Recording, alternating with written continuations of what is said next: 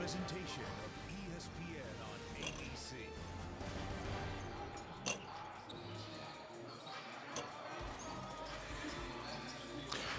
Happy holidays, everybody. You're watching the American Conference on ABC, and it's the day after Christmas, and we're in Orlando as the undefeated number 6 Houston Cougars have their first true road game of the season, taking on the UCF Knights from inside Edition Financial Arena. Alongside John Crispin, I'm Rich Hollenberg. John, these two teams feature two of the top scorers in the conference and in the country. Well, we do. We live in a world of transfers right now, kind of a world of free agency. Even broadcasters transfer networks at times. But these guys, it's not just about finding a new home. It's about finding the right home. And Brandon Mahan and Quentin Grimes have done just that. Mahan's been terrific, leading the conference in scoring. And Quentin Grimes, playing without Caleb Mills, who we're going to see back in the game today, he's really led the charge. He's a tough matchup. He's a physical guy, and I think that's what makes him so difficult. Well, the good news for Houston Cougars fans, you will see Caleb Mills today. He won't be in the starting lineup, but he will get significant minutes, according to their staff. Marcus Sasser back in the starting lineup. He's missed a couple of games already. Giroux, Grimes, Gorham, and Gresham round out the starting five for the number 6 undefeated Houston Cougars. But they will face a tough test against Mahan and these UCF Knights. This has been one of the pleasant surprises in this conference. Look, this is a very quality basketball team. How good they could be, I'm not really sure. I don't think any of us really know at this point in the season. You just started to get some transfers eligible, and now you've got added depth. Brandon Mahan is ultimately the guy, but Dre Fuller really runs the show, and they play as positionless of a basketball game as possible. I think everybody likes to say that, but they actually have the versatility to do it. They actually execute in that regard. These two teams stake their claim on defense, despite all the talk about the offense so far. Johnny Dawkins leading the charge for the UCF Knights in his 5th season here in Orlando. First NCAA win came 2 years ago for this program when they beat VCU. He's obviously been a head coach before, Stanford for 8 years, 10 years on the bench next to Mike Krzyzewski as an assistant, and was a National Player of the Year back in 1986.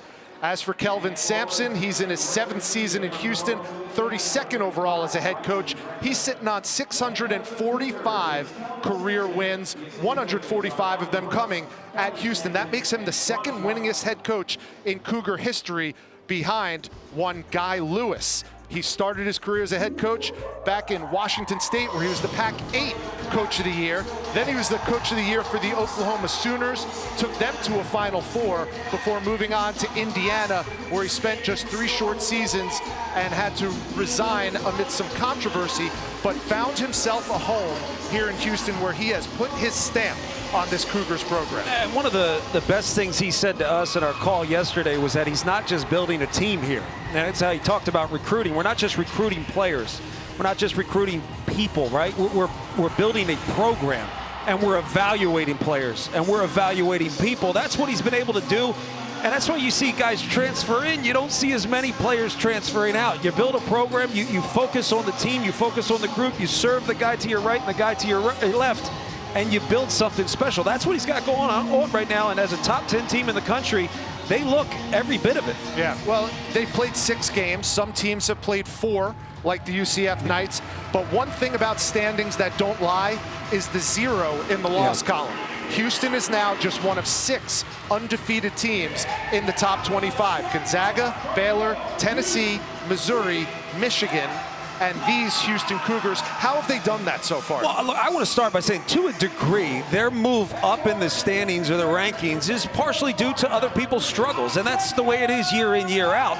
But when you look at this team, you look at the pieces that they haven't had, like Caleb Mills, and they've been able to play at a high level. They've been able to defend at a high level.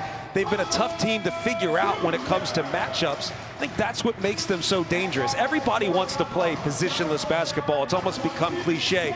But you don't have the personnel to do it, then it's not going to work. Right now, both of these teams, and I think this is what makes this matchup so interesting, both of these teams have the personnel to play positionless, which means you're unpredictable. There are less absolutes, and when there are less absolutes, you're really hard to scout. That's the best basketball to watch, if you're asking me. UCF has played a tough schedule despite just playing 4 games. They're 3-1 with wins against an SEC team in Auburn. Of course, the big win was that win on the road in Tallahassee against then 15th ranked FSU, and then they opened American Conference play with an impressive win against the Bearcats. You know, that win against FSU, particularly on the road, that's monumental. Particularly when you think about recruiting in this state, you get Isaiah Adams, right? You know, you're. Let me get this correct. Florida Dairy Farmers, Mr. Basketball. Yeah, you get Mr. Basketball from your state. That's a big statement. And then to go beat Florida State, which is a terrific program run by Leonard Hamilton, that says a lot. And when you play a schedule like this, you can only get better. And I think that's what we're looking at tonight. They are preseason number 8, but certainly don't look like a number 8 team in the American Conference right now. They're 1-0 in conference play, 3-1 overall. The Cougs, as we said, undefeated, number 6 in the country. They're wearing their road blacks, and they control the opening tip. 0 in black. Marcus Sasser running the point for Kelvin Sampson. Your officials this afternoon, Patrick Evans, Brian Dorsey, Chuck Jones. We're underway from Orlando. Quentin Grimes averaging 20 a game, and he's off to the races all right. It didn't take long for the first defensive breakdown to occur. UCF just lost sight of him, went under a screen, didn't communicate, and you give a high percentage 3 to start the game. Those shots give you confidence. The last thing you want to do is give Houston too much confidence to start this one off. Well, there's the first turnover by UCF, and whether or not that was caused by the Houston defense, regardless, because I want to ask you about the Cougars defense. They're one of the top defenses in the country. Well, they've been terrific defensively, but I think a lot of that has to do with the fact that they're versatile. They just communicate. At times they switch, at times they don't, but it's all based on their communication and versatility on the floor. They're impossible to predict, which means you can't game plan against them on both sides of the ball. That's what makes going up against this defense so tough. Here's Sasser, 7 on the shot clock. Grimes with 5 ticks left. Sasser's first shot too strong, and the rebound goes to number 13, Brandon Mayhem. We expect to mention his name quite often this afternoon. Well, if we're not, then that's a problem for UCF, because he is dangerous with the basketball in his hands, and when he's got the ball, when he's off the ball, he's even more dangerous, not just because of his ability to come off and make shots and create. It's the way he attracts the defense his way. It creates opportunities for teammates. 2 possessions, 2 turnovers so far for the UCF Knights. Come in averaging 12.3 turnovers a game. That's good for second in the conference, so a little uncharacteristic start for UCF. Grimes off the mark with that shot. Mobley the rebound for the Knights. That's a feel-good miss right there, and a feel-good miss is one that's in rhythm. It's an open look. It's a high percentage shot. That's a shot that if you get again, it's going in. Here's Mobley, the big man from outside the arc, ties the game up at 3 apiece. And that's the biggest difference between UCF this year and UCF last year. They played so much through Colin Smith last year, and that was in the post. You can't play positionless basketball if you play with a post occupier. And that's not a knock on post players, but you can't simply occupy the post. You need to open up the floor, and Mobley does just that. UCF no slouch in the defensive department. What do they like to do, John? Well, they're packing it in. They're safe. And the problem is you're going to give up a lot of jump shots. If the jump shots fall, that's when you've got a problem. Now, you got to force tough shots, and then you have to rebound. But it will suck a little rhythm out of the game. And UCF is still an offensive team that needs to be able to find and play with rhythm. Kelvin Sampson called this UCF offense fun. And he meant that in obviously a very complimentary way because of the positionless style they play. A lot of wings, a lot of driving, a lot of aggressiveness to the hole. Now, define fun. Fun for who? Not fun for whoever's doing the scout. Let me tell you that. If you're doing the scout on a team where all 5 guys are threats, it is really difficult to figure out because all 5 guys, if they're empowered to be a threat, if they truly have a green light, then there are, as I say, no absolutes. No absolutes means it's unpredictable offense. Dre Fuller, number 24, 6'5" sophomore out of Fayetteville, North Carolina at the line, and he makes the first of his 2 free throw attempts. And what we saw, Dre Fuller going to the glass, getting the rebound and getting the foul, is exactly what Johnny Dawkins told us. The UCF Knights have to match the aggression of the Houston Cougars and their toughness. They did it on that possession. And that, to me, is more about the guards than anything else. I never understood that as a player. As a player, I always felt like I'm going to box out and do my job. But as a guard, you need to be more aggressive and more assertive on both sides. If you have an opportunity for an offensive rebound and you're empowered to go after it, you need to go after that with authority. And defensively, you need to fight for position and help your bigs as much as possible by being an aggressive rebounder. Well, we're seeing Isaiah Adams, that much heralded freshman that you alluded to earlier, John, getting some tape done on his right leg. There was a little bit of blood on that leg, so the training staff tending to him, and he's going to be a major factor this afternoon and this season for UCF. He's been terrific right out of the gates. It's your Florida Dairy Farmers Mr. Basketball. How many times, what's the over-under on you saying that this game? Probably already hit it. Fuller goes 2 for 2. He's 11 for 14 on the season from the free throw stripe, and it's a 5-3 UCF lead. 5-3 UCF lead, but Houston has gotten good shots. I want to see how UCF can settle in defensively, just continue to force tough shots, contested shots, and rebound the basketball. Here's DeJean Jarreau, one of the great assist men in the American Conference. Grimes, baseline, and he threw it away. Here's Adams, all alone.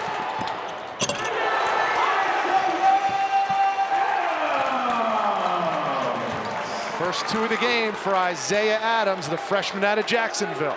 It's always a little stranger now with less fans. We do have fans here. You know, the broadcaster layout on a big play, it's just not as momentous as it was when there were 10,000 people here. I won't take that as an insult. No, I was the one that actually laid out. So. Corner 3, and it's off the mark. Mobley comes away with it. Now in this zone for UCF, sometimes they stay with a cutter, sometimes they trade off. Now the issue is communication, and that's going to help you on the rebounding side of things, where you have to make sure you're aware of where every offensive player is so you can get a body and secure the rebound. Mahan still hasn't had a shot in this one. The lefty Adams, too strong, and the rebound goes to Grimes. And that's been an addition to Quentin Grimes' game that's been really impressive, is his rebounding ability.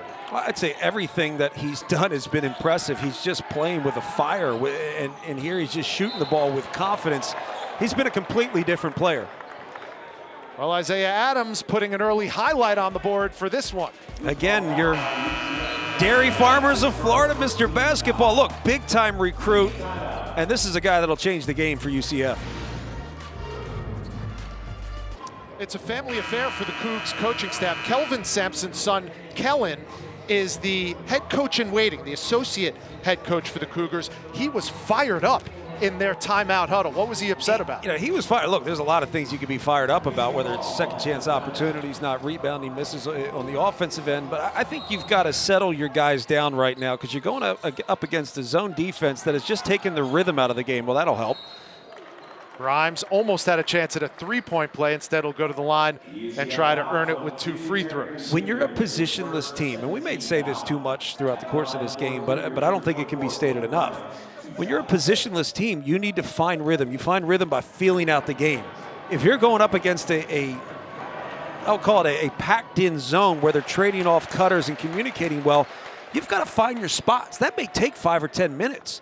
But if that 5 or 10 minutes leads you to be able to play a really strong 30 minutes for the rest of the game and win the game, so be it. So I do think that patience is required against this type of defense that's packing it in and almost encouraging you to take quick threes. Grimes has all 4 Houston points. They're 0 for their last 5 from the field over the course of the last 4 minutes. And there's Darren Green, and that's what Darren Green does, one of the real sharpshooters in the American Conference. Well, those guys are so invaluable. You can't say enough. That's one thing Kellen Sampson said. Look, we really don't have any knockdown shooters. It's a guy that's just going to space the floor and clear room. Well, Darren Green does just that. He makes that shot. And the idea is watch how the defense adjusts. The defense adjusts, and you have more room on the floor to make plays. Skip pass, Grimes all alone in the corner. And after making his first field goal, Quentin Grimes is having trouble connecting on number 2. A 10-1 UCF run to take this 10-4 lead. Here's Mahan with the ball, working on Grimes. Good matchup. Mahan lost it out of bounds. That's the 3rd UCF turnover, and maybe a bright spot now for the Houston Cougars trying to initiate some offense. There's Caleb Mills, the preseason American Conference Player of the Year, entering for the first time in about 3.5 games. Now, understood he's coming off the bench now, but this is a guy who may come off the bench going forward, which is so strange to many people in the basketball world, because as competitors, we all want to start and play every single minute. The reality is, he might be the best player on the floor. He's preseason American Athletic Conference Player of the Year, and he may come off the bench all year, and that says more to me about the kid than anything else. Foul called on UCF. And a good adjustment offensively for Houston, starting to ball screen a little bit more. I don't care what they're doing, whether it's zone or man, you still have to move, you still have to cut, you still have to space. And you really put the defense in a bad spot when you screen it. If you screen the basketball, it forces the other defenders to rotate towards the ball, not just rotate along their lines. Now Tremont Mark has checked in, number 12 in black, a much heralded freshman for Kelvin Sampson, one of the highest recruits that he's ever had. 8 on the shot clock for the Cougs. Now 2 to shoot. A deep 3 by Mark, off the mark. And it's off the hands of Mahan, but it's going to stay UCF ball. Now, what Johnny Dawkins is doing right now in terms of switching defenses, he's just keeping you guessing. He's not giving you anything that you can get comfortable with. I think the zone's been really good in terms of packing it in, and then they pressured a little bit there in man. And the good communication that they had in the zone kind of makes its way into that man defense, and they've been successful. And really what it's about keeping you guessing and keeping you from finding rhythm. And so far, so good for UCF on the defensive end. Running the show for Johnny Dawkins now, it's number 2 in white, Darius Perry, the transfer from Louisville. Inside, nice backdoor cut, and Brandon Mahan, the leading scorer in the American Conference, has his first 2. Well, Mobley again out top. It's kind of like a high-low type set. He's out top, and you have to contest that shot. You contest that shot, you're now 20 feet from the basket. There's room to make that pass. Johnny Dawkins told us he can score at all 3 levels. We see the first layup from Mahan. Here's Mills, his first shot off the mark. And Darius Perry with the rebound and gets a foul for his efforts. Talk about good ball movement, good spacing. You've got to take that away. You're going to be present, and look at the space on the floor.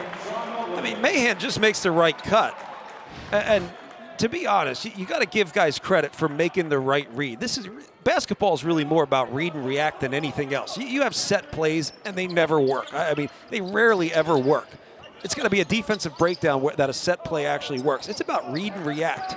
You read the defense, and you make your move. Here's Perry, 7 on the shot clock for the Knights. Now Dre Fuller. And an offensive foul called on the sophomore out of Fayetteville. I always like to see it once or twice, and slow-mo always helps me with an opinion. I don't think that was that bad. Leading with the elbow? You don't think? I don't think it was that bad. That's how they play in South Jersey, I think that looked like FIFA soccer right there with that the little act job, which I don't mind. Look, you know, we get so sensitive right now. There's so many rules about not deceiving the officials. Everything we do on a basketball court is about deceiving the officials. You got to sell to get the foul. You got to yell a little bit when you take a charge. It's not deceiving the officials. It's really just trying to get the call. It's trying to gain an advantage. I just don't think there was that much contact there. And my favorite call in college basketball, I've said this all year, is the no call. I think the no call is the best call in basketball. Have you seen more of that in the early part of this season, you think? Not enough for my liking. Very rarely in early seasons, because each official, you know, each crew comes in with points of emphasis, and those points of emphasis end up creating almost an imbalance, right? You have to look at this more. You have to call this more. Well, when we had freedom of movement, it created an imbalance. Right now, Johnny Dawkins not liking that one. That was a great defensive possession by the Knights. Well, you want to cap it off with a rebound, too. Right. And as a coach, you felt like that was your basketball. You want to reward your team for playing great defense. And if you're Houston, you're disappointed because that might have been your best-looking offensive possession. The ball was moving around, crisp, everyone touching it, and they end up empty. Well, it's interesting. The game didn't start off well, which is to break down communication-wise, and this is what's happening for UCF. They've gotten good stops, and it's as if bad shots are even going in. That was a 2-pointer by Darren Green. He's got 5, and the lead is double digits now for the UCF Knights. Looking to knock off another top 20 team. They already did it once this year, beating number 15 FSU. Now trying to take down undefeated number 6 Houston. And every offensive possession for Houston is a grind. 4 ticks on the shot clock. And a shot clock violation. There's 2,500 people allowed inside Addition Financial Arena. It sounds more like 10,000 now. The Knights are up 10 with 11:26 to go. Welcome back to Orlando, Florida, where UCF has a 10-point lead over the 6th-ranked Houston Cougars, and they're doing it with defense. They're mixing defenses up. You saw a little bit of zone where they're packing it in and allowing shots, but they're also been good defensively in man, communicating very well, focused on getting the rebounds, and the best defense doesn't keep you from taking a shot. The best defense forces you to take the shot that they're okay with. That's a contested 3 with no rhythm. Rebound, you're off and running. UCF right now has it all going. Johnny Dawkins looking for his 6th win against the top 25 team in his 5 seasons as the UCF head coach. Here's CJ Walker, another big-time recruit who started his career at Oregon. He turned it over, though. Good defensive transition that time by the Knights.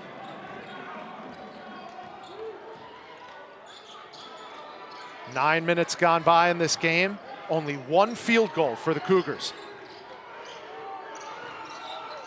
Giroux inside, Gorham blocked from Walker. CJ Walker been doing that all season so far.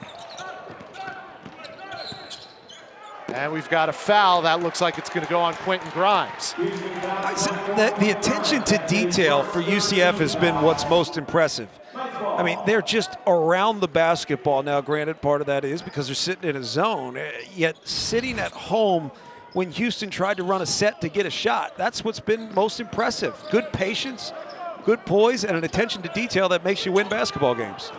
Walker with the errant jump shot. Cougars again looking to get things going offensively. Caleb Mills is checking back into the basketball game, but he's a guy you need to get going. He's just another threat on the floor. And once you get 1 or 2 guys rolling where they find a little rhythm on the offensive end of the floor, you're going to start to create options for everybody else. Here's Sasser. Contested 3 and the foul. That's one way to end an offensive drought. I'm going to say this, it is and it isn't. Sometimes tough-made shots are fool's gold, where you didn't really run great offense and get a high percentage shot. You took a shot that you knew shot clock's running down, there's 6 or 7 seconds left. I'm not going to be able to get anything by putting the ball on the floor, so you take that shot. It's not a lucky shot, still skill. It takes skill to make that shot, but don't think for 1 second you figured out this defense by making a tough end of shot clock type look. Amazing, John. They scored 15 seconds into this game. They almost went the entire first half of the first half without their second field goal. Is that a quarter of the game? That is, and yet they're only down 6 right now. 2-possession ball game. Here's Perry, short on the 3 attempt. It goes out of bounds, and it's going to be Houston basketball. And that's where UCF has to be careful offensively. You've got to trust that what you've been doing has been solid. Getting a good look allows you to establish your defense. When your defense is established, you're a much better unit.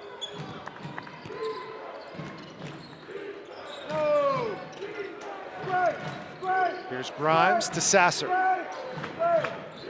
Now Caleb Mills. Again, under 10 on the shot clock. That one off the mark. Great offensive board and putback. And Houston is back on the board. That is Reggie Chaney's first bucket of the afternoon. But here's the deal, Rich. The ball moved. It changed sides of the floor. It led to long closeouts, and when you get long closeouts in a scrambling defense, you have opportunities to rebound on the offensive end. The defense wasn't in place. They weren't set, didn't communicate. You got a second chance opportunity. Here's Perry, hangs, and can't hit.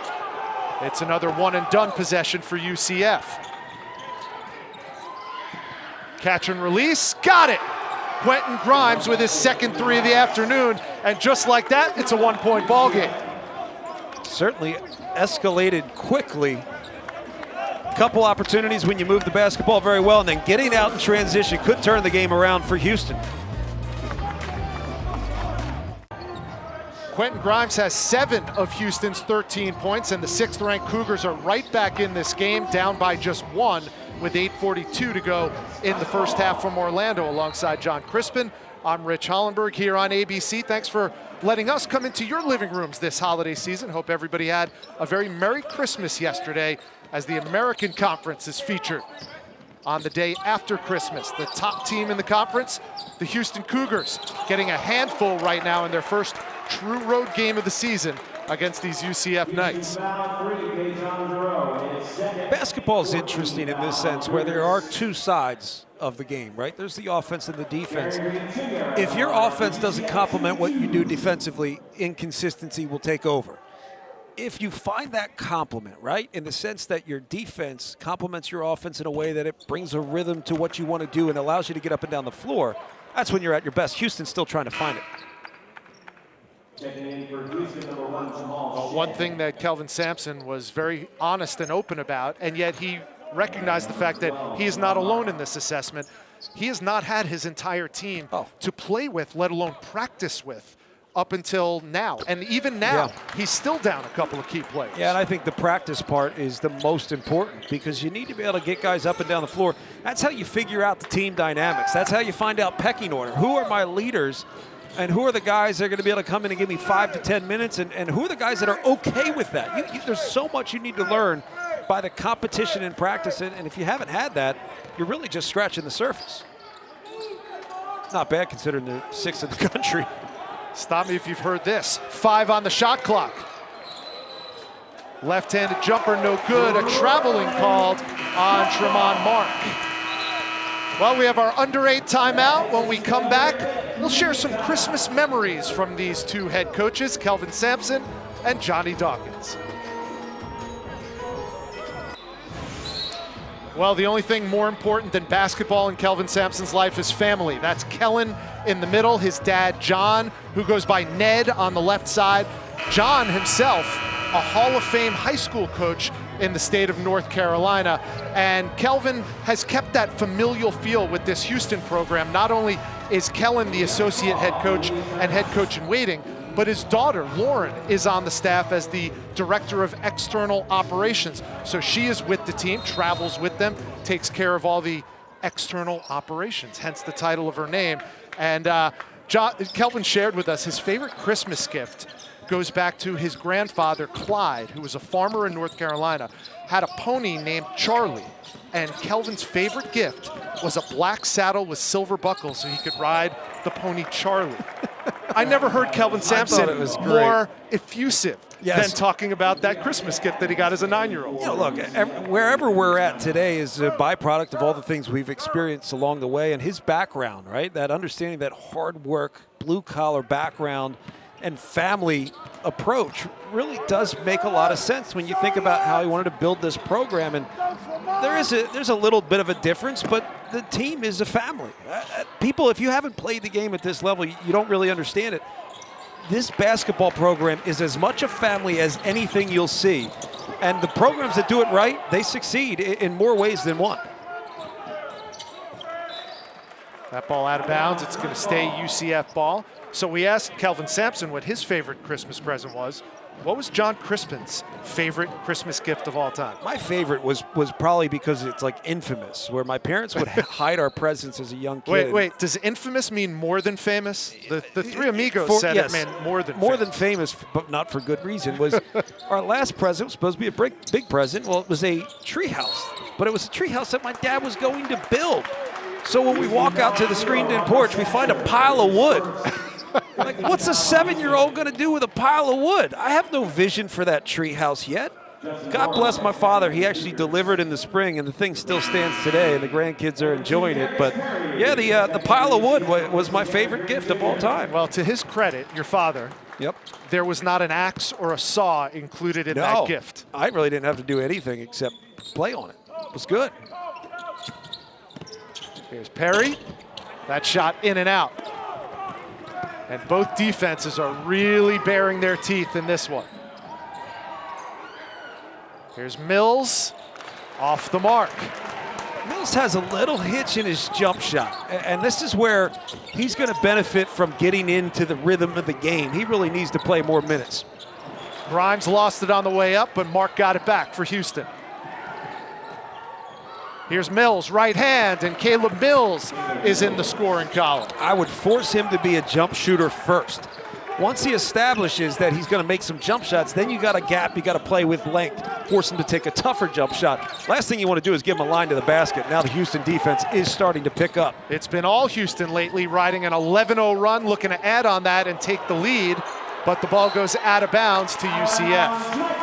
Well, we'll have an American Conference doubleheader for you coming up Tuesday on ESPN2. South Florida taking on Penny Hardaway's Memphis Tigers at 7 Eastern. Then these Houston Cougars will be on the road yet again, taking on the Tulsa Golden Hurricane. Kelvin Sampson telling us he scheduled 3 straight conference road games, which never happens under normal circumstances, but he was in some ways forced to because of COVID this year. I think a lot of teams are figuring out how to adapt, how to adjust, and how to just, again, control the controllables. There's a lot of things this year that you can't control, and if you get too focused on them, it's going to sink your season early. So if you teach your team how to adapt, how to adjust, I think that prepares you for the rest of the season. Mills stumbled on the way to the hoop, and he ends up with a chance at a three-point play. Back-to-back buckets from the preseason Player of the Year in the American Conference. I go back to it. Look, he shows a hesitation as if he might pull up at some point, but he plays at a different pace. You've got a gap. If you're Mobley, you've got a gap. Use your length to deter the early shot and just get him to move the basketball. But in an ISO situation like that, you got a bad matchup. Gap, force him into help or get the ball out of his hands by forcing him to take a shot he doesn't want to shoot. He does want to get to the basket. And allowing him to get to the basket, make some shots around the rim, get to the foul line, that's going to change the way he shoots the ball going forward. Well, Caleb Mills has only seen action in really the first 2.5 games of this season. In those games, he made it to the free throw line 4 times and made all 4 free throws. He's now 5 for 5 from the stripe this season. He has 5 points, and it's a 3-point Houston lead with 5:40 to go in the first half. And we said it before, American Athletic preseason Player of the Year in this conference. He might be coming off the bench all season, and that says a lot about the kid. I give him a lot of credit. He's a leader. He's the type of guy that will bring out the best in his teammates, and so far making his impact. Another good defensive effort by the Houston Cougars.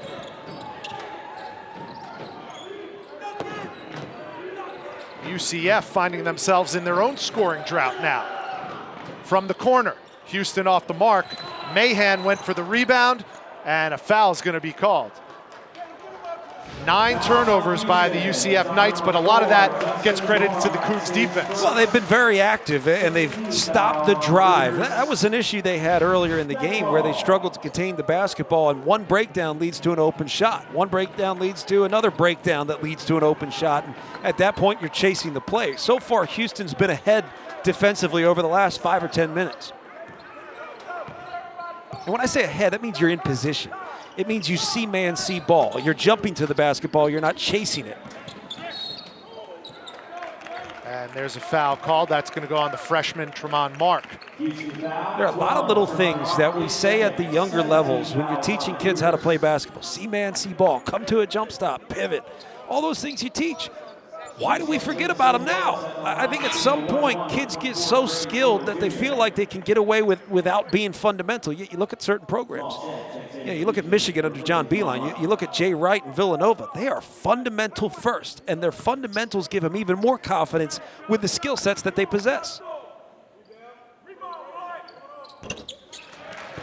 That first free throw good by Dre Fuller.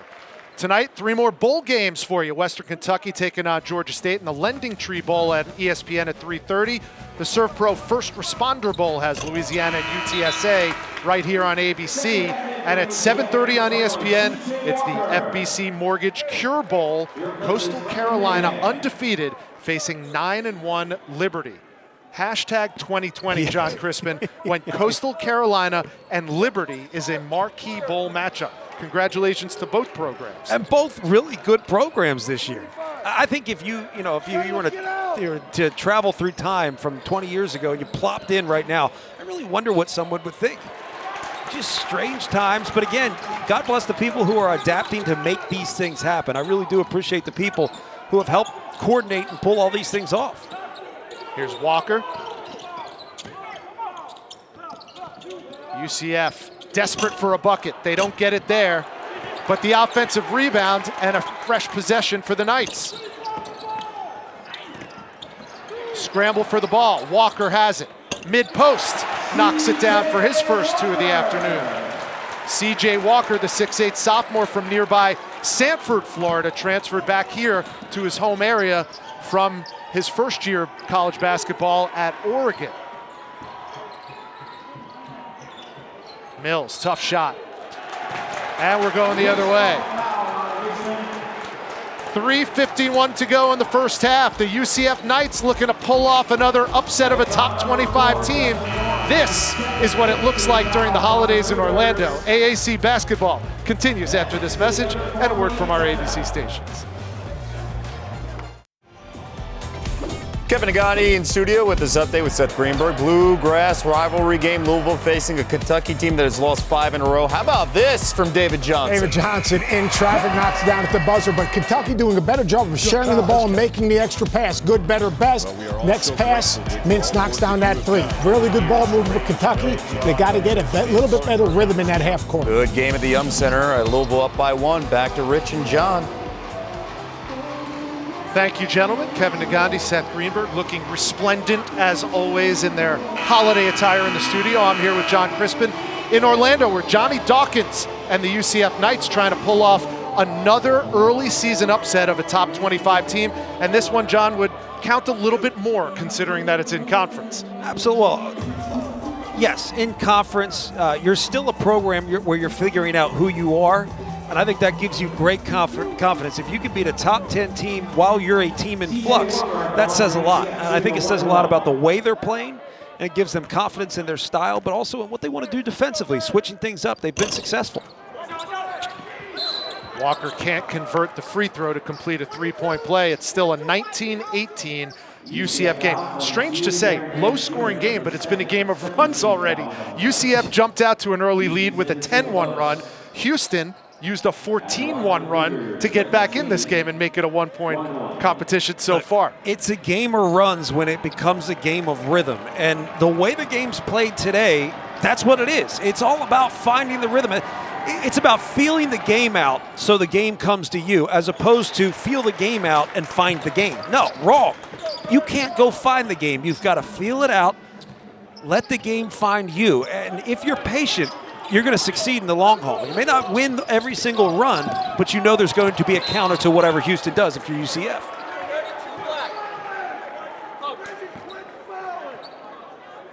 Foul's going to go on Houston for the rest of this first half. Both teams will be shooting free throws on every subsequent foul. That's going to go on Reggie Chaney, his first. And now Brandon Mahan, number 13 in white, leading scorer in the American Conference, 9th best scorer in the nation, is back on the floor for Johnny Dawkins as his teammate Dre Fuller misses the front end of a 1-and-1. I will say fouls in some way benefit UCF more so than Houston because it controls the tempo and the pace of this game.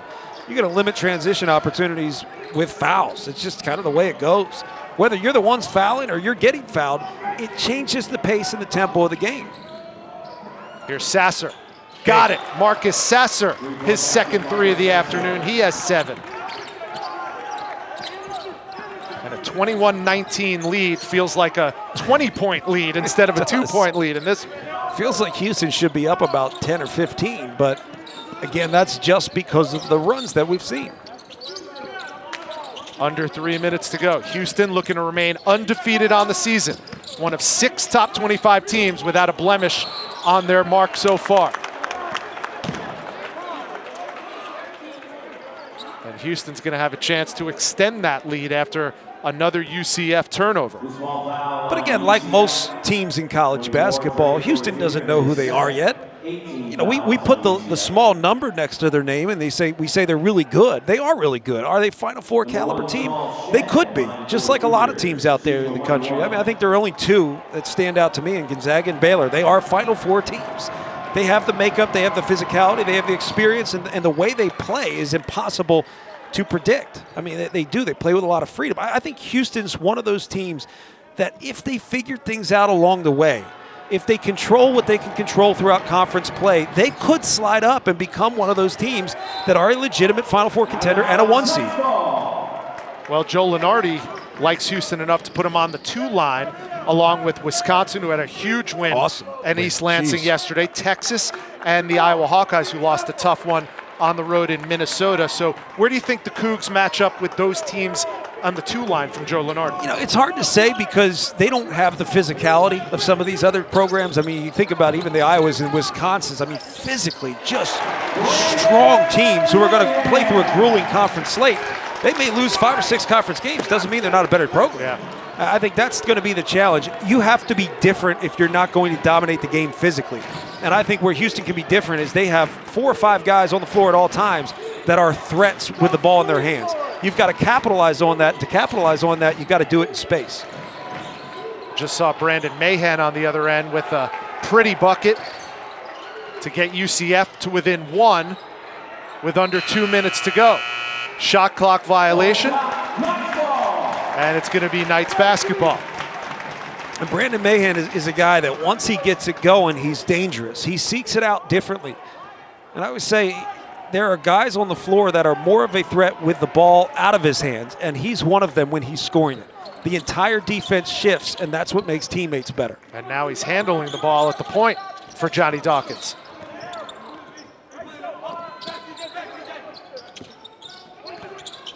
Here's Mahan.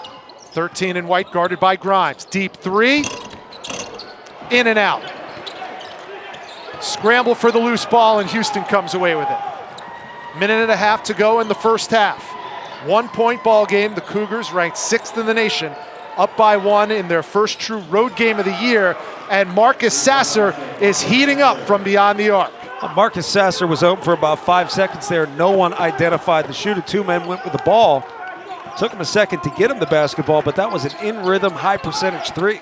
Sasser leading all scorers with 10. Mahan a little out of control, but drew the foul. Here's a look at Marcus Sasser doing work. If I was Marcus Sasser on this play, I would have been doing jumping jacks. I mean, absolute jumping jacks. Clap, do something. Stop your feet. You were wide open for a good 5 seconds. Probably wasn't really 5 seconds, like 1 second. Feels like an eternity on the basketball court. So he's probably open for like 2 seconds. Here's Mahan at the line. And he hits the first. We'll have an American Conference doubleheader for you coming up Tuesday on ESPN2. USF taking on Memphis at 7 Eastern. Then the Cougs take their road trip to Tulsa to take on the Golden Hurricanes. 3 straight conference road games. How about those Memphis Tigers? A little disappointing to you so far? Quite frankly, I feel as expected. You think about the class they had that left last year, what they lost. But you have so many inexperienced players, and it's not just the inexperienced players, it's inexperienced group.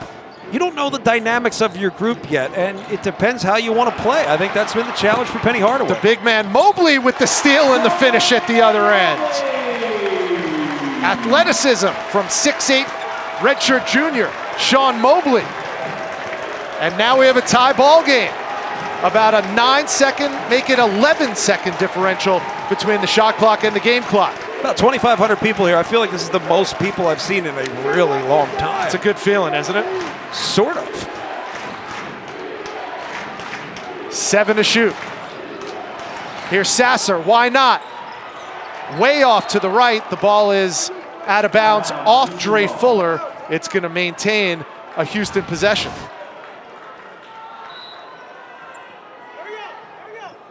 And that's just too easy. That is a careless kind of reversal pass, and it's careless on multiple accounts, right? It's careless because you just float to the basketball. You didn't get your body into Mobley and get yourself open. You put your passer in a bad situation, but passers also have to be reading the defense too. You know, Peyton Manning never threw a pass without reading what the defense did. Maybe he did sometimes, but it didn't end well. Houston calls a use it or lose it timeout with 13.2 to go, and they knew full well what they had in store for them when they came to Orlando to take on this Knights team, because all they have to do is look back about a week ago when UCF went on the road to Tallahassee and beat then number 15, Florida State, by a dozen. And at some points in that game, John, it didn't even feel that close. No, not at all. I mean, it was a game that UCF controlled. They were able to score the basketball. When you score it, you get your defense set. When you set your defense, you communicate better. You point things out. You can basically play around with different defenses and control the basketball game. They got to be trying to figure out whether this actually hit the rim or not. I believe there's about 8 seconds left on the shot clock when the ball was about to hit the rim, but I don't think it hit the rim. Should probably be, what would you say, 7, 8 seconds on the shot clock by the time this thing goes out of bounds. Yeah, the officiating crew looking to check exactly how much time is left on the clock. It certainly looks like some precious ticks ran off while the ball was out of bounds. But just to put a capper on that UCF win at Florida State, they shot 50% from the field. You shoot 50% from the field and play the kind of defense that Johnny Dawkins' teams do, you're going to win yourself a lot of ball games. Well, in addition to that, I also think, and this is definitely, it's going to be close to a shot clock. That's 2 seconds on the shot clock. That ball did not hit the rim. I think it goes back to a point that I've tried to make a lot. I try to get people convinced that it's not, I don't want to say it's not hard to recruit. It's hard to recruit the guys that Kentucky and Duke are recruiting. Yes, it is. But there's an abundance of talent out there. I don't want to hear about how there's not enough talent out there to win at a high level. You can win at a high level, especially with transfers. You get guys that are juniors and seniors that come and play for a year, great experience. They can help groom some of your younger guys. There's a ton of talent out there. It's about maximizing the potential of that talent. If you do so, there are teams out there that don't sniff the top 25 that can beat anybody in the top 10. And I get passionate about that because I think we talk so much about parity, but we don't explain what parity really is. Parity is an abundance of talent. There is so much talent in college basketball that anybody can win on any given night. Well, the time on the clock remains the same. The call has been changed to a shot clock violation. You might have seen the officials patting their heads, and when they do that, that signals shot clock violation. So, shot clock is off now. 13.2 to go, number 13 with the ball. Brandon Mahan, last shot time for the Knights. Now 5 to go. Here's Mahan, squeezes it off. And it comes up empty, but we go to halftime, all tied at 25 in a titanic tilt in the first half between Kelvin Sampson's Cougars and Johnny Dawkins' Knights. 25 apiece. Now we go to the halftime report with Kevin Nagandi and Seth Greenberg. Rich, John, thank you so much. Great to have college hoops on ABC. And how about this matchup? Yum Center, of course, featuring the Bluegrass rivalry game. Kentucky taking on Louisville, and both teams coming in not ranked. Josh Nickelberry from the outside. The Cardinals up by 2 early on. We know about Obi Toppin at Dayton. How about his younger brother, Jacob Toppin? You like this shot. Yeah, it's great patience right there by Jacob Toppin, getting himself under control, using the shot fake to lift the defender, use of the backboarding. This was just a big-time play right here. Carlik Jones, he will be a key in the second half. If this game's on the line and it's a 2-point game, the ball will be in his hands. Jones, by the way, Louisville, when he plays, they're 5-0. And then inside, patience. That's what we're seeing from this team. David Johnson getting in the lane, getting a paint touch, draw a second defender, making the right play. At 6'6", he sees over the defense. Welcome to the studio. Kevin Nagandi alongside Seth Greenberg. By the way, keep this in mind with Kentucky. It's a 1-point game. They are trailing. The last time they had lost 6 straight. You got to go to Eddie Sutton's final year in Lexington, right? That team, that was in 1988 and 89. And, of course, dealing with this, it's very weird to talk about Kentucky at 1-5. What do you make of this team as they've lost 5 in a row in a pandemic, trying to understand how young they are on the roster and everybody trying to gel? They are really young, but, that's no excuse right now because you're Kentucky. They don't have one player playing for them that played for them and put on a Kentucky uniform last year. Having said that, they got to take care of the basketball. They've done a better job of that in the first half, which is so much, and they got to make some shots. Terrence Clark and B.J. Boston, they've got to make some plays. They were recruited to score the basketball. David Mintz, the transfer from Creighton, has knocked down some threes. That's good. They're going to defend. They got to get to the offensive glass. But in the end, they've got to find a way to take care of the basketball, and then if they get a good shot, be shot ready, step up and knock it down. You mentioned Boston. He has that lottery talent, just 2 points in this game. We'll see what happens in the next 20 minutes on ESPN. Our game, really good one. We're tied at 25 apiece. We heard the guys on the broadcast talk about the identity of Houston. What is it? What is it in your mind? It's real simple. Houston does have an identity. They're going to rebound the basketball. They're one of the best offensive rebounding teams in the country. Rebound 43% of their misses. Yeah, they do miss a lot because they're not a great shooting team. Good guard play, but not a great shooting team. And then they're going to check you. They've got great athleticism. They keep you in front. They force you to shoot a contested shot, and then they limit you to one shot. They have a toughness about them. They wear you down. Terrific guard play, not a great shooting team, but they defend you and they rebound. And that's who they are. And that's who Kelvin Sampson's teams have always been. Wearing you down. That is the biggest key here for a team like this. They know who they are. Of course, as we talk about basketball in the spring and getting ready, big picture, we saw that graphic. Are they a Final Four team? We'll see how that plays out down the road. They are undefeated. Ahead, we're going to take a look at what exactly happened to Iowa. A meltdown up by 7, the final 44 seconds, and they walk out with a loss.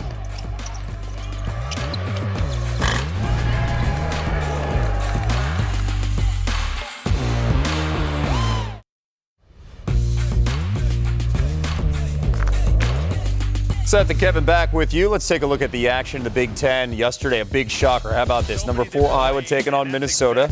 Marcus Carr, he is a big storyline throughout this game and early on from the outside, dropping the triple. So, Minnesota, they're up big. Luke Garza, 32-17. He is relentless. The guy never takes a play off. The ball finds him off the backboard, but Marcus Carr is one of the best guards in all of college basketball. All right, here's the big story. Joe Toussaint missing the second free throw, so now still a one-possession game with under 15 seconds to go. And everybody knows who's going to take the shot, and that is Carr. It's Marcus Carr. Bad communication right there. 2 come to the ball. You don't bracket him. He knocks down that 3.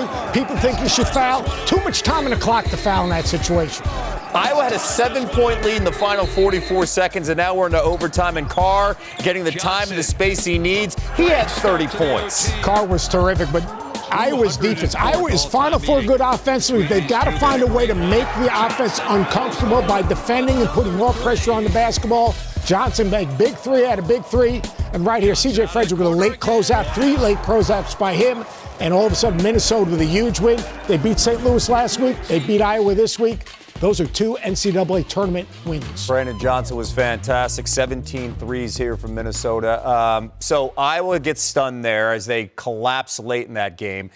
What do you make of Iowa here after a game like this? Can you draw anything from this? I mean, again, you're number 4 in the country. You're up 7 points. It's inexcusable in the final 44 seconds. Here's the deal. If you're playing against Minnesota, you can't let Marcus Carr beat you. Yeah. All right. Marcus Carr is the guy that makes them go. And their inability to keep him out of the lane in the first half and then their inability to guard him in the second half. Iowa's Final Four national championship good offensively. They outwork you. They share the ball. They pass it. They shoot it. They've got to make some type of commitment defensively. Now, at the end of the game, do you foul, don't you foul? If you're going to foul, you almost have to foul in the back court. But now once he gets into that front court, all right, you can't foul him on the way up. Yep. So if you're going to foul him in the back court, there was just too much time left. They've got to make a commitment defensively if people are going to take them serious as a championship caliber team. So we got a top 5 team going down in the Big Ten. We had another showdown. How about this? A top 12 matchup in the conference. Michigan State hosting Wisconsin. And really the storyline, Demetric Trice splashing it, contested the triple. Yeah, he had 29 in this game. His brother played for Michigan State. He got really comfortable right there. And this is a Michigan State team. They gave up 24 points off turnovers. They got to take better care of the basketball. They didn't do a good job of keeping the ball out of the paint, either on post-ups or on drives. Joey Hauser, a little stop pop, and he has that deep 3, 27 points of career high, under 2 minutes left. Rocket Watts missing, and then it's Trice. He'll get it. What a great hustle great play. effort there and lean forward, right? That was an absolutely terrific play, and that was the end of the game. And Tom Izzo, he's going to look at this game and say, you know what, we got to take better care of the basketball. We gave up 24 points off turnovers, but that's how you celebrate a road win. Yeah, how about that? The first time Wisconsin wins at Michigan State since 2004. And Michigan, by the way, look at that at the bottom. 0-2 in Big Ten play for the first time since the 2006 season. Yeah, and you look at those teams in the Big Ten, add Minnesota to that, and add Northwestern. Those are all NCAA tournament teams. Great start for that conference, and looking forward to them at the start of 2021. More after this.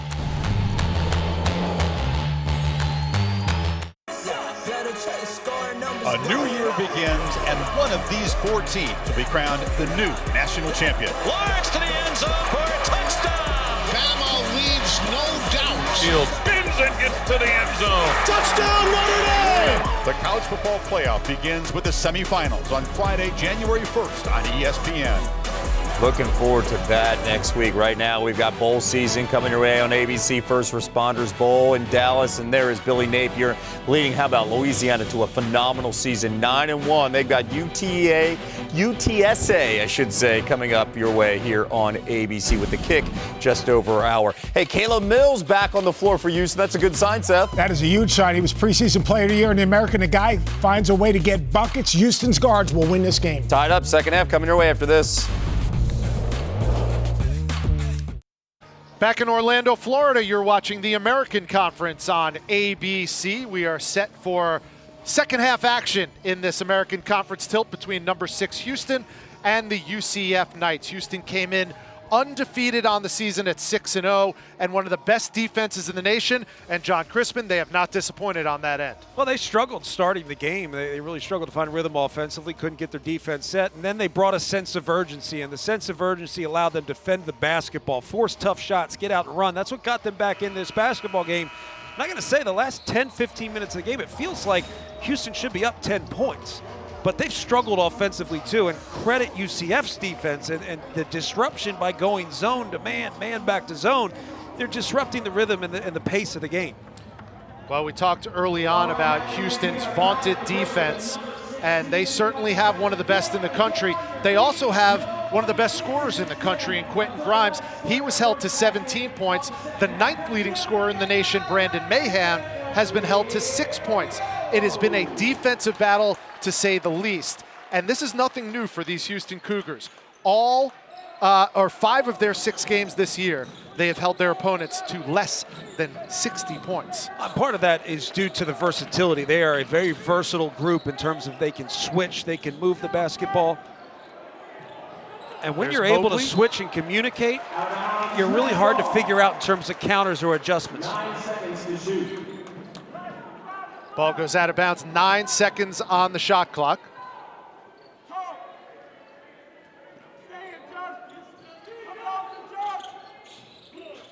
Here's Fuller on the inbounds to Mobley. Kicks it out. Green for 3.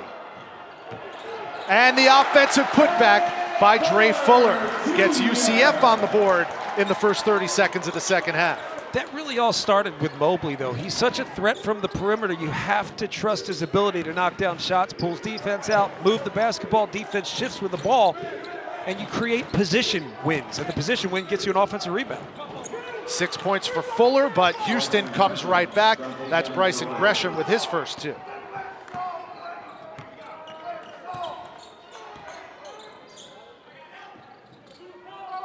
Backdoor cut, Fuller lost it. And it's going to be Houston basketball. That was a great defensive play after a terrible defensive play, right? You know, you get back cut, you just lose sight of your man. Again, see-man, see-ball, but also keep yourself between your man and the basket. Well, you broke that one down. But what a great play to save it and knock it off the leg.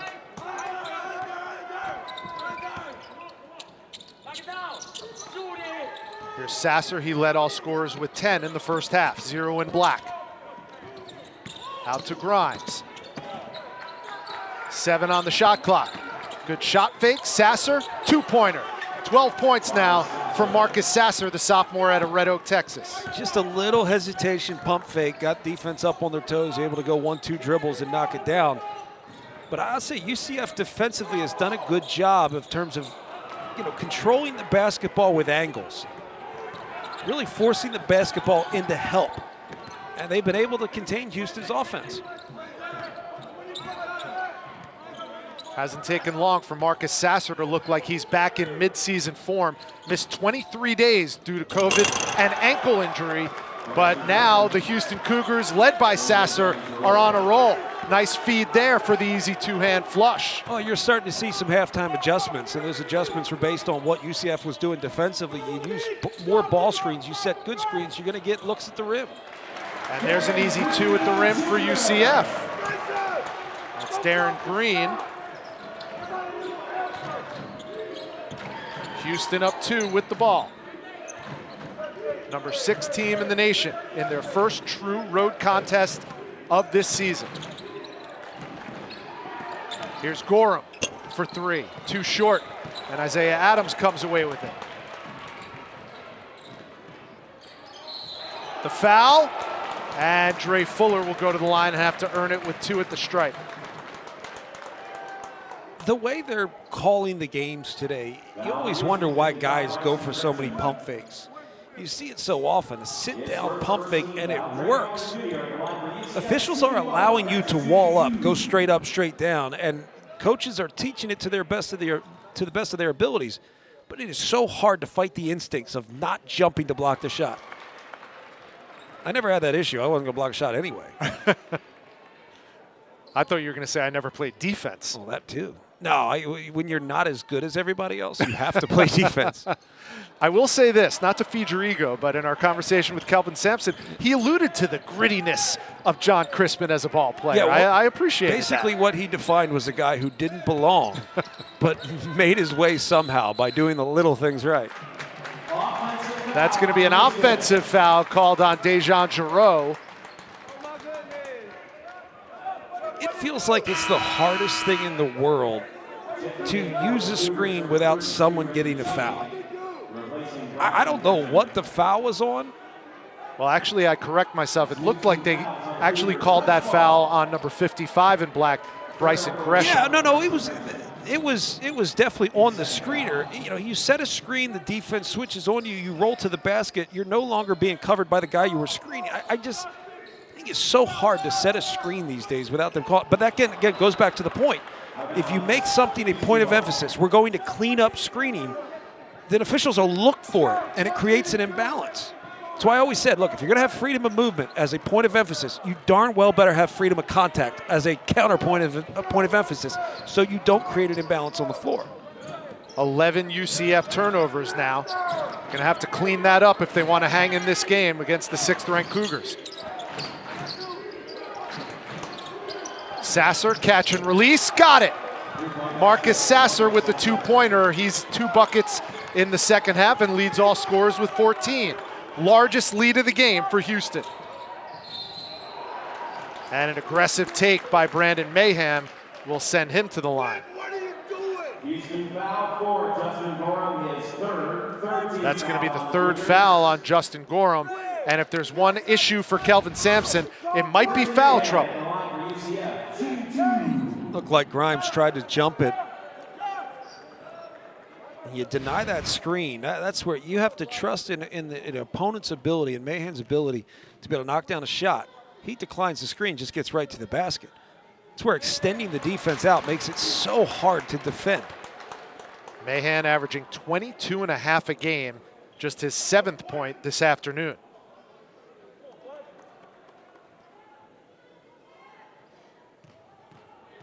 Scored a career-high 32 in that win against Florida State, 10 for 13 from the field. Followed that up with 25 and 10 rebounds in their win against the Bearcats. The follow, Mahan again. One of the things I'm paying most attention to right now is just the Houston body language, the collective body language. Players on the floor kind of looking at one another saying, where were you? What's going on? Those things matter more than you might think. And to that end, Caleb Mills set to check back in for Kelvin Sampson. Walled up by Mobley, forces the turnover. A 3 gives UCF the lead. Looked like Adams wanted to shoot that, didn't he? He's precocious for a freshman. He almost looked at Coach Dawkins saying, like, come on, man. Chuck that. 10 on the shot clock for the Knights. Here's Fuller on the left side, picked off by Giroux. Left hand, no, and the foul's going to be called on UCF. We have a timeout with 15:05 to go, and Marcus Sasser leading the way for the 6th-ranked Cougars, a game-high 15. Alabama, Clemson, Ohio State, Notre Dame. The College Football Playoff Semifinals, New Year's Day on ESPN. Back in Orlando with John Crispin, Rich Hollenberg. John, Marcus Sasser getting sassy. I don't even know where to go from that. You can't toss it to me that way. Look, this is a guy who came out and he's not played a ton this year. This is a program that hasn't played a ton of games this year, hadn't had full slate of players to be able to practice. So you got to give Marcus Sasser credit for being able to come out, find rhythm, create his own at a time where the defense for UCF has taken it away from Houston as a team. So individuals do have to create opportunities, and Marcus Sasser's done just that. Giroux with his first point of the afternoon. Now has a chance to extend the Houston lead to 2 field goals. He doesn't do it. 3-point ball game, but they get the offensive rebound.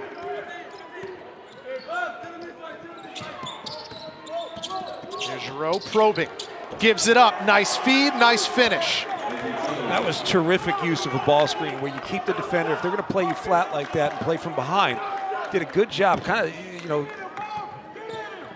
of just keeping him on his back and settling down, slowing down Luka Doncic a little bit, and then making the right pass once the defense commits. Here's the freshman Adams, 3 in white. Now Mahan, the leading scorer. 10 to shoot for the Knights. And Houston really extending that defense. That leaves them susceptible to the backdoor cut. You get extended out and the backside loses sight of where they're at on the floor. When I say lose sight, you got to understand, I'm help side. You don't have to be fully committed. You don't have to overhelp, but you have to be present and aware. Awareness is what was lacking there. Darren Green leading the Knights in scoring with 10 points. Here's Giroux. Too strong, the rebound to Fuller. UCF can tie with a 3. Instead, it's Green with the 2. UCF's made their last 4 field goals to get to within 1. Well, they've pushed it out in transition and they haven't forced a reset, right? They haven't reset their offense and called a set play. They've flowed right into offense, and that's kept Houston's defense chasing. Here's Sasser with the ball, game-high score. Now Giroux for 3. He's been aggressive offensively in the second half. Green feeling it. The follow from Adams no good. And Gorham comes away with it for the Cougs. Another good push in transition. You're going to get the best shot. Within the first 10, 15 seconds of the shot clock, you better take the first good look you get. 7 minutes gone by in the second half. It's maintained a close game throughout, and Marcus Sasser threatening to take this game over. I feel like that's the best ball screen to set. Flat ball screen. I love the flat ball screen in transition. They're using it in the half court because you're trusting in your playmaker's ability to make the right read. Marcus Sasser's season high is 25. He did that against Lamar in the first game of the year. He's got 17 so far. Mahan with the curl. And now Brandon Mahan's in double digits. He has 11. He's really shown a skill set there in terms of being able to isolate in the post and make a play. Got close to getting away with a hook there with the right hand. But again, my favorite call in college basketball is the no call. And Isaiah Adams, if he's called for this foul, he's most likely going to have to go to the bench with foul trouble. And that's a freshman move, right? You're asking your players to extend defense, be aggressive, be selectively aggressive, more so than just generally aggressive. You got to pick and choose your points. And when you have foul trouble, the last thing you want to do is pick up a foul 40 feet from the basket. So good teaching moment here. Look, just play wide. No reason to gamble. A foul puts you on the bench. And there is number 3 with foul number 3 this afternoon. So that brings Darius Perry, number 2, back on the floor for Johnny Dawkins. Caleb Mills around and out. And the foul is going to be on Houston as we take our under 12 timeout. It's been close the entire game. Kelvin Sampson's Cougars with a 1-point margin over UCF. John Crispin, we went in the Wayback Machine for some old Kelvin Sampson pictures earlier. Let's do the same thing with UCF head coach Johnny Dawkins, him and his beautiful family, wife Tracy. his kids, Aubrey, who played for him here at UCF, Sean, Jillian, and Blair. And it's funny, when we asked Johnny Dawkins that same question about his favorite Christmas gift, at first he gave the answer that we would all expect, right? Yeah. A basketball. Yeah. One of the great scorers in college basketball history, Johnny Dawkins. But then when he thought about it for a second, he said, you know what I really loved? Remember that electronic football game? And both of us were like, Stratomatic! It was the dumbest game in the history of the world. You had no control over it. It took you 50 minutes to set the darn game up, and then you press start, and then it's all messed up again. It's just how that worked. And it still works. Those are like in the nostalgic shops. Oh, yeah. Nostalgia shops. It just vibrates. That's it. But it was. We all had it. The National Player of the Year for Duke and Mike Krzyzewski back in 1986. Took him all the way to the Final Four that year. Now making a name for himself here at UCF as their head coach. He could have played in any decade, any era. Yeah. He really could have. You know, you see clips, and it kind of tells a little bit more of the story. I mean, he was a player. I remember watching that ESPN special, the class that saved Coach K, and to hear his fellow teammates describe Johnny Dawkins as just a flat-out killer on the floor on the offensive end. No, it really was. And you think about the team he was on and what he had to do. I mean, he did. He played a number of roles. He was good defensively. He had a mid-range game. He got to the basket. And he was a flyer, too. We forget about that. That's why I say he could play in any era. I mean, he was athletic but skilled.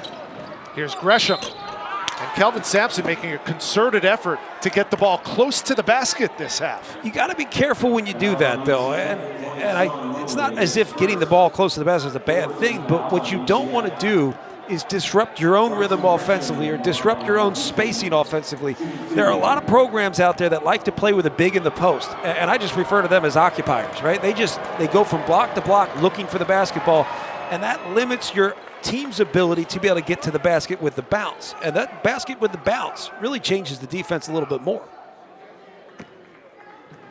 Well, Kelvin Sampson says we built a culture here at Houston, and our culture is built on our seniors.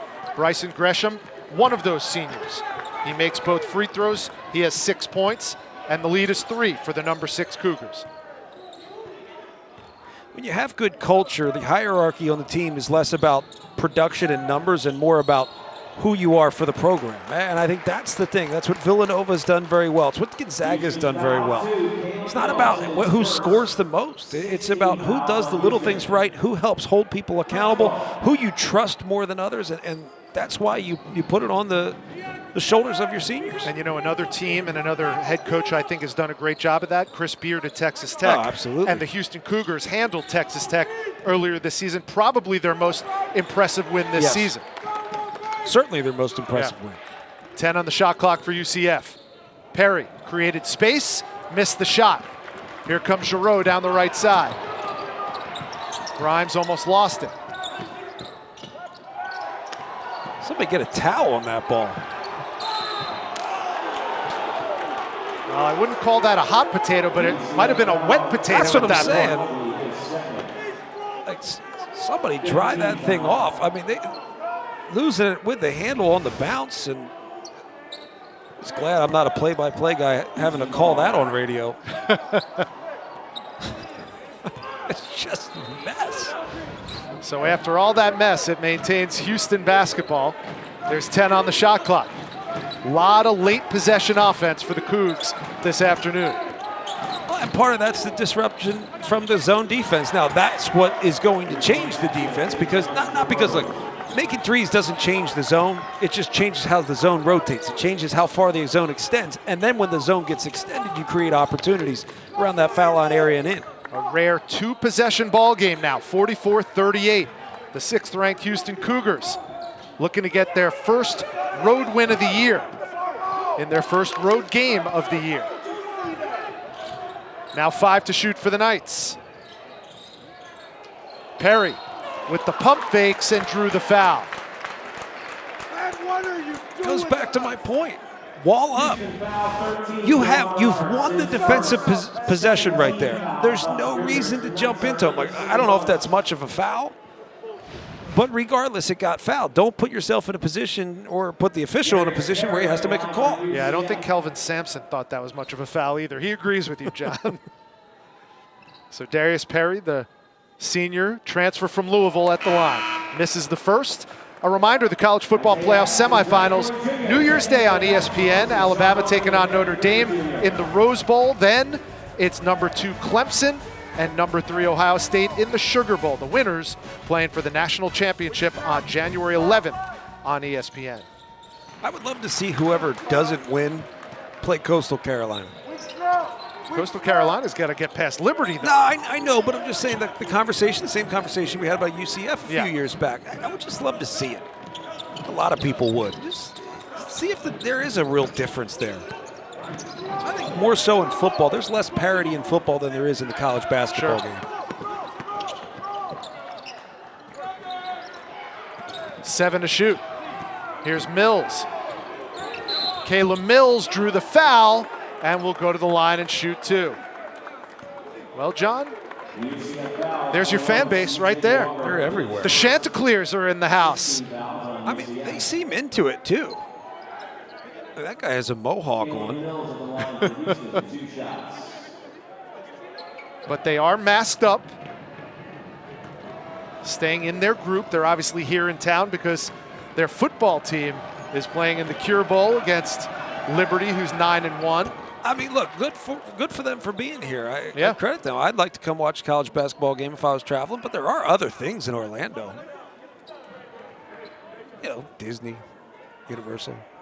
That kid, in second one in from the left, he was on his cell phone. He was trying to get the ESPN app so he could watch us. Watch himself. While he's here at the game. I bet he is.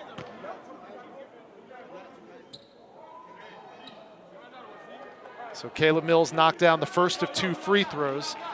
He has 6 points, and the lead is 6 for the Houston Cougars. Got them both. I wonder how long it's going to take for him to round into preseason player of the year in the AAC form. It's probably a good few weeks because it's not just whether his game is right, it's who he is in terms of the dynamics of this team. Yeah, he poked that one away, got the turnover. Here's Grimes. Nice take by Quentin Grimes, but he comes up empty. Offensive rebound stolen by Fuller. Here's Perry with the left hand at the other end.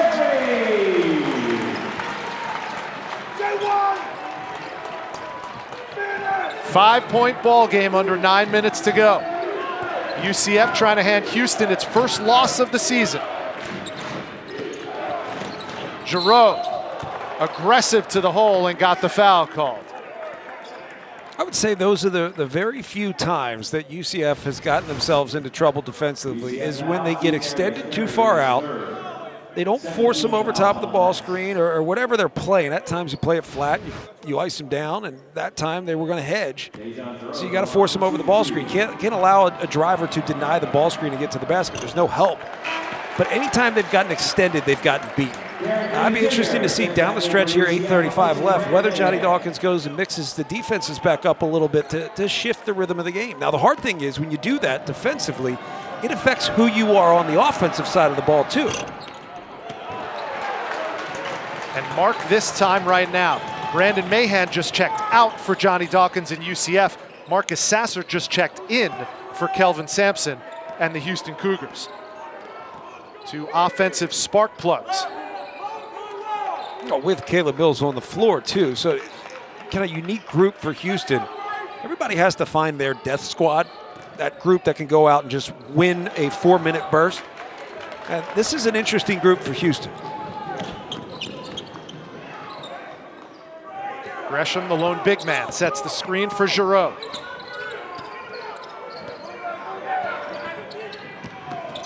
Here's Giroux, aggressive again. And Dejan Giroux has 6 points and has extended the Houston lead to 7. Yeah, Isaiah Adams just fell asleep there. I mean, he's just staring at the basketball, but did not stop it. Did not stop the driver from the layup. We have a timeout on the floor, 7:42 to go. Houston up 7 on the road. AAC basketball continues after this message and a word from our ABC stations. Alongside John Crispin, Rich Hollenberg on ABC, some American Conference basketball. It's been a good one. 6th-ranked Houston with a 7-point lead on the road against the UCF Knights, 48-41 your score. Low scoring game, it's hard to say advantage who, because both of these teams tend to play lower scoring games. But who has the momentum right now, John? I think Houston has the momentum. They're playing with much more confidence and a sense of urgency defensively. UCF was able to control the first half a little bit differently. And I do think UCF at some point is going to mix the defenses up a bit to at least just shift the rhythm of the game back in their favor. Perry off the mark, playing with 3 fouls. The rebound to number 3, Isaiah Adams, who comes up short, and no foul called. Right in front of the UCF bench. They wanted a foul, didn't get it.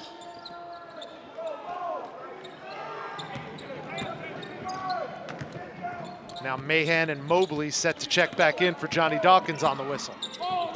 That one's picked off by Perry, but stolen back by Grimes. There's another Houston turnover. Perry from the left side got the foul and will go to the line. We have our under 8 media timeout. Houston up by 7, ranked 6th. It's their highest ranking since when? The Phi Slamma Jamma days. The Cougars are ranked 6th in the country, John Chrisman. That's their highest ranking since Hall of Famer Guy Lewis was coaching the Cougars, who were known then as Phi Slamma Jamma, made it to back-to-back NCAA championship games. To this day, one of the most entertaining basketball teams to watch. Yeah, it's funny to think of, no offense to this team, but you think of this team in that same category. The Phi Slamma Jamma days were just off the charts when you think about the personnel. I mean, Hall of Famers on the floor. Wasn't Jim Nance calling those games too? Yeah, Billy Packer. As a matter of fact, Clyde Drexler was, for a brief moment in time, with this Houston Cougars program.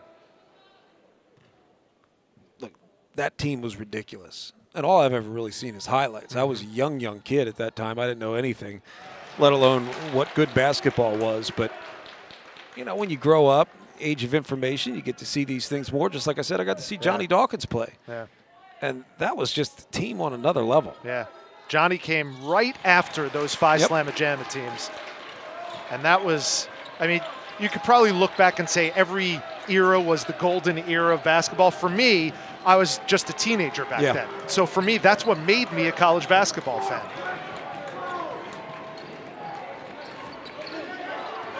Five-point game coming up on 6.5 to go. Here's Sasser for 3. Not that time. Oh, and they went back to the zone. UCF, a little shift back to the zone out of that timeout, and it was disruptive as it's been. Tried to get inside of it, but still forced a tough shot, rebound well, and you've got control. See if UCF tries to get Brandon Mahan the basketball. Mobley tried to force it, and instead he commits the turnover. You know, that slip on the dribble handoff, you know, you keep the ball in your hands, you fake the handoff, and you just slip. It's got to be there. You've got to have more space, and you've got to have a better angle. The angle wasn't there, which was part of the problem. 15 turnovers now for UCF. A big reason they're down by 5 at this point.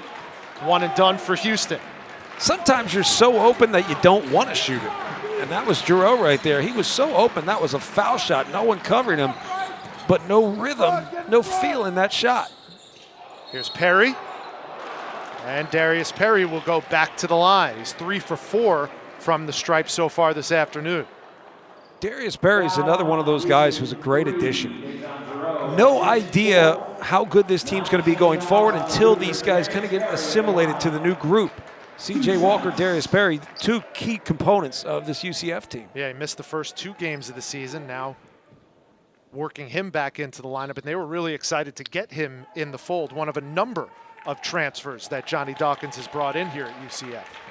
It's a number of transfers that everybody program has had. You're right. It's the new normal in college basketball. Perry good on the first. Well, we stick with the American Conference on Tuesday on ESPN2. USF taking on Penny Hardaway's Memphis Tigers at 7. Then Houston continues its road trip in the American Conference against Tulsa. That game will be their 3rd game in a row on the road in conference play. It's good. Get them out of your way. Why not? It doesn't matter this year. It's about playing games and getting better. Who cares whether it's on the road or at home? Crowd inside here at Addition Financial Arena getting loud. Their team down just 1 field goal. Offensive rebound to Mills. Sasser, shot fake, 2-pointer, no. And here comes Mahan. The finger roll won't go. CJ Walker grabs it and throws it to Grimes.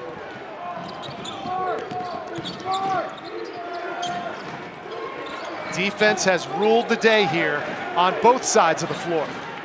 Yeah, whether you like it or not. I like to see a game 95-90 if possible, but I also appreciate what it takes to lock in this much and have this much control over the game. Defense has impacted every bit of this game. Mack missed from the free throw line. Green misses on the other end.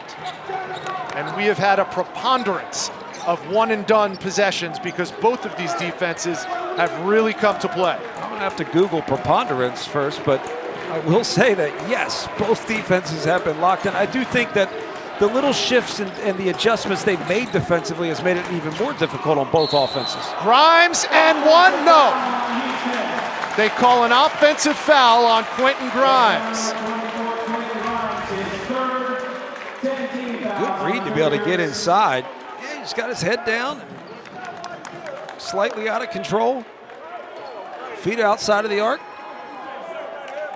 Hate to say it's an easy call because the block charge is never easy. It's another one of those calls I would eliminate from the game if possible because it's really hard to get it right.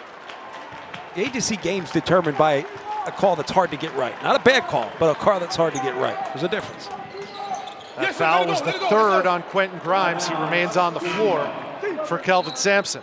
And another turnover by UCF. That's number 16. And it's led to 10 points off of those turnovers for the Cougars. By the way, just got a text from our colleague and friend Reed Geddes, who was part of that Houston Cougar 1983-84 Phi Slamma Jamma team. I don't know if he was in the fraternity of Phi Slamma Jamma. He was certainly on the team, though, and was a facilitator of the Slamma and the Jamma, for sure. Did the text say, don't forget about me? No, he's just very complimentary. He's watching his Cougs right now. That ball out of bounds, and it's going to be Houston basketball when we return. The number 6 Cougars with a 3-point lead over UCF on the road. Kevin Nagani in studio reminding you, ServPro First Responders Bowl just less than 40 minutes away. Louisiana getting ready to face UTSA. The Roadrunners a win away from matching a school record 8 victories. That game, 3:30 Eastern. Back to Rich and John. Thank you, Kevin. Happy holidays, everybody. Not only is it college basketball season, but it's also bowl season. That's why some Coastal Carolina fans are double dipping here, John Crispin. They really are. I mean, surprised to see. I don't know who they're supporting. Like, who are they here for other than just, music and a good time? They're here for the good basketball. And we've seen good basketball, a defensive battle between 2 powerhouses in the American Conference. Number 6 Houston with a 3-point lead, 3.5 to go against UCF. And what a move by Caleb Mills. Oh, man. Look, not a lot of room on the baseline. Really no room. And there's a lot of little hesitation, heads fakes, and wow, you just got to watch it again. Here's Green off the mark on the 3 ball. I need somebody to kick a ball out of bounds so we can run that thing back. That was a nasty move. Someone just got put on YouTube. And you were saying earlier, I wonder how long it's going to take Caleb Mills to get back to being preseason player of the year, Caleb Mills. A couple more We of saw those. a flash there, Yeah. brother. 10 to shoot. That ball knocked away out of bounds. Let's take another look, John. He's not moving too fast. This is the thing. He's under control. There's great poise. Just slow it down. Whoop. Yep, that's what happens. Like, guys think that they have to move quicker than everybody else to make a play. That's wrong. Sometimes the quickest guys are the easiest ones to cover. It's the guys that change directions and change speed so well. Long arms, long legs, heady play by Caleb Mills. 2 to shoot. Sasser got it off. And we have a foul on Houston. We're going the other way. UCF's going to be shooting 2 free throws the rest of the way.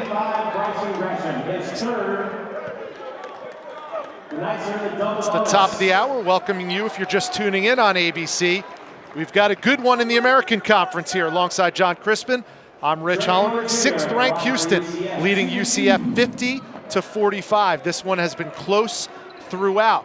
Cougars looking to remain undefeated on the season, one of just 6 undefeated top 25 teams in the nation. Fuller off the mark on the free throw.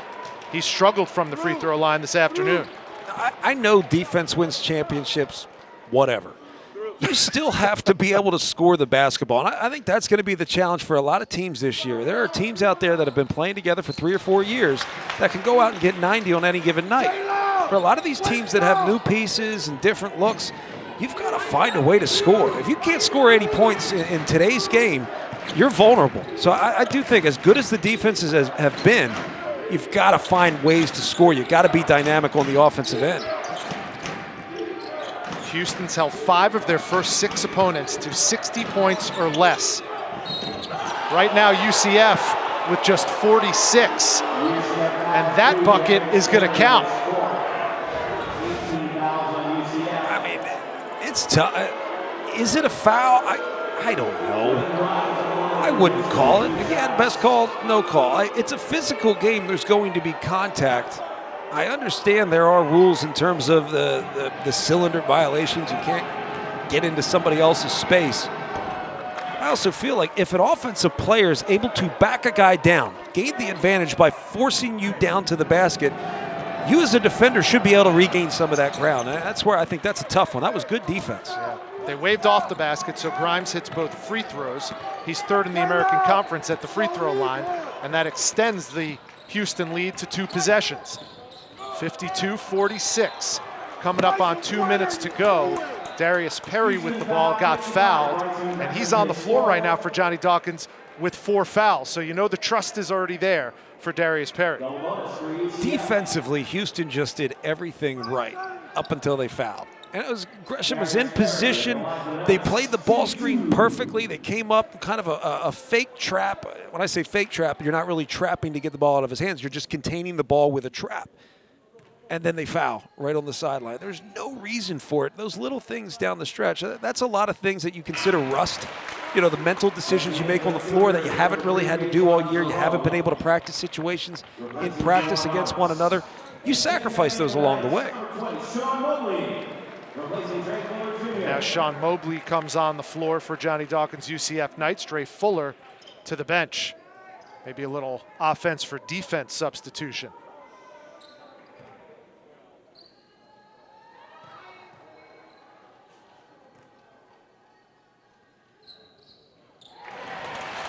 Darius Perry 7 for 8 from the free throw line this afternoon. Brings UCF to within 4 as we count down to 2 minutes to go.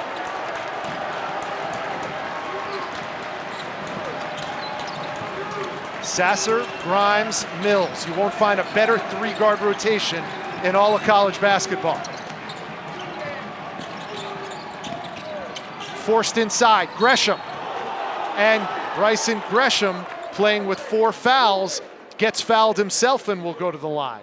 I don't know how there was room to get this pass through. I mean, Grimes got himself in a tough spot. I mean, that's like a closed window with a screen, and he just threw it through the screen. There is no room really to throw this pass, and somehow it gets through. It's where Houston offensively has just been lacking. They've been lacking in the drive and kick and real ball screen action. Got to give credit to UCF's defense. Bryson Gresham, not the strongest of free throw shooters, but he's made all 3 of his attempts this afternoon.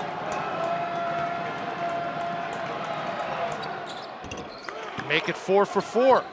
Gresham's got 8, and the lead is 6 for Houston. Perry playing the point for UCF with 4 fouls. The Knights looking to knock off another top 20 foe.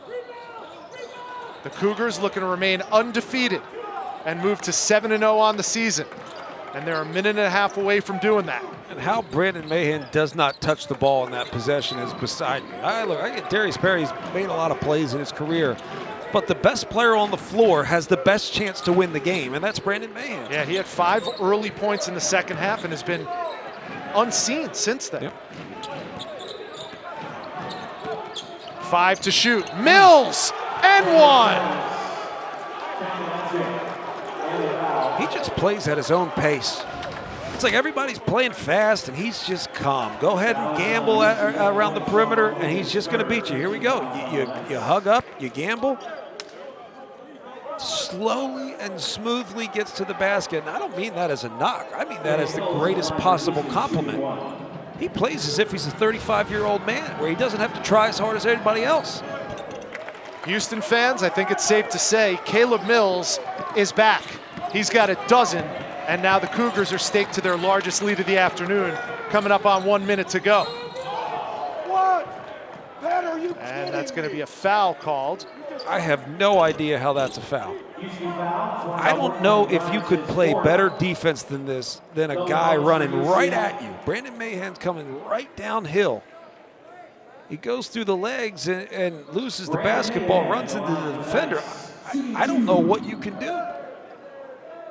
And you talk about lockdown defense, John. Foul Yeah. or not, UCF has not scored a field goal in the last 7 minutes and 49 seconds. Mahan with the free throw gives him a dozen. And when that happens, you start to force more. It becomes that, the downward spiral, right? Everybody starts to seek out an opportunity to get it all back in one shot. 13 for Gresham. Johnny Dawkins calls timeout. He's got 1 remaining. Houston has 3 timeouts remaining and the possession arrow. And Caleb Mills is threatening to take this game over, John. Well, first and foremost, it's just good to get the kid back and playing. Again, preseason player of the year in the American Athletic Conference, and he hasn't gotten to play much more than 28 minutes all season. So to get him in a game of time that actually matters, you can't say enough about how important that is. It's not just about playing the game, it's playing in a game that matters, making good decisions in challenging situations. And Caleb Mills is facing that up 7 with 1:01 left.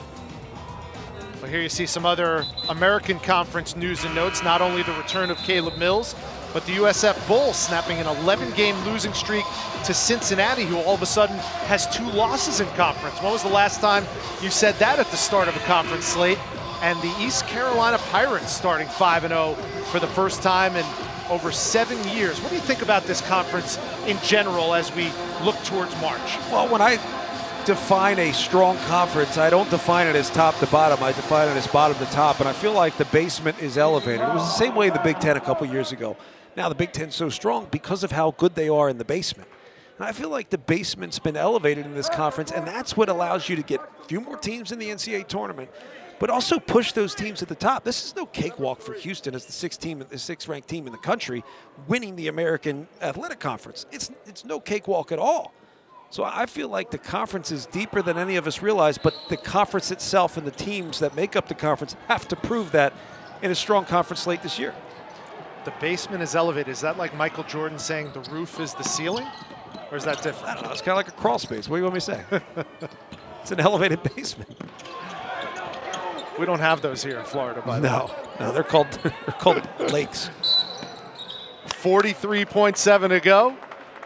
Stoppage of play. UCF foul. 13, Brandon Mahan, his 3rd. And that's going to be a foul on Brandon Mahan, his 3rd. I mean, when you look down the list, right, you see Tulsa, Memphis, Temple, Tulane, Cincinnati.